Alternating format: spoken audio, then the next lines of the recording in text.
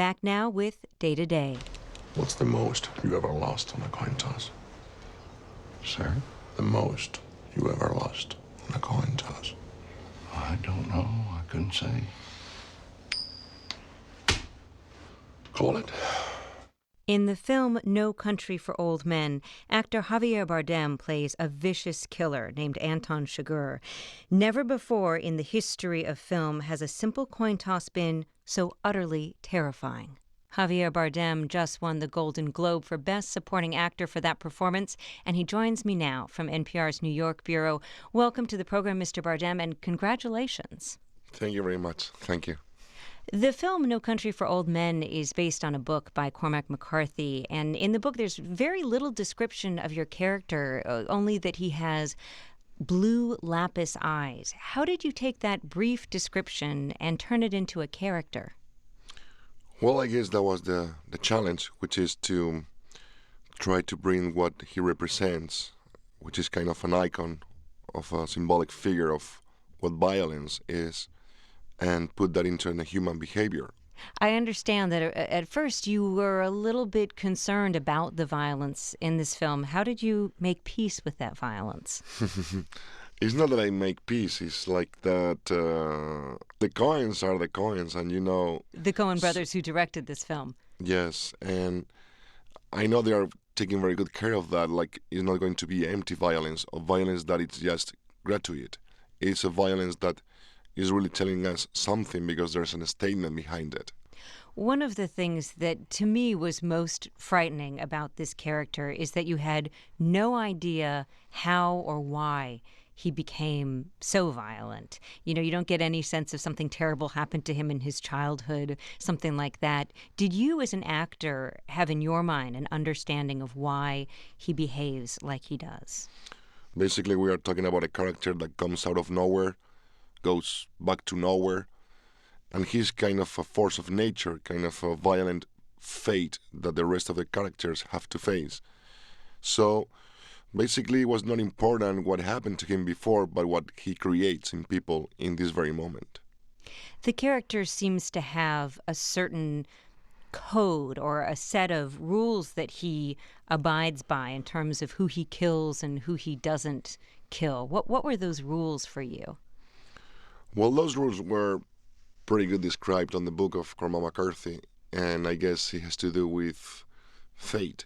And I think also, I read also, maybe it was my own reading of it, that what Chigurh represents is the logical, violent reaction to violent actions taken by some other characters, which is to say, violence doesn't fix any situation, doesn't get things better, only creates more misery and pain, and is something that will always come back to you, no matter what.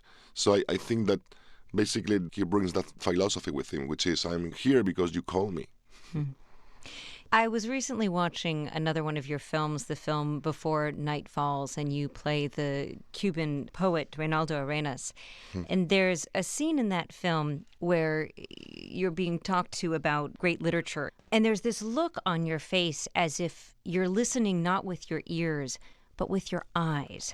I'm curious, are you conscious at all of what your eyes are such a distinct feature? Are you conscious of what you're doing with them when you act? Thank you very much. That was a nice compliment, I have to say.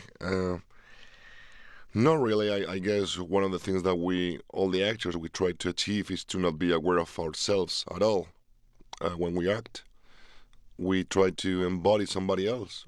And maybe Reinaldo Arenas, in that very moment that you described right now, he was really listening with the heart, with the soul, with the hope of becoming one of those great literature figures one day.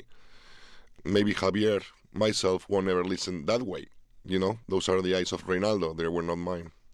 You recently won the Golden Globe Award for Best Actor in a Supporting Role, and you've been nominated for Golden Globes twice before. This year you finally win, and there was no award ceremony because of the writer's strike. Was that a disappointment? No, just the opposite. How so? No.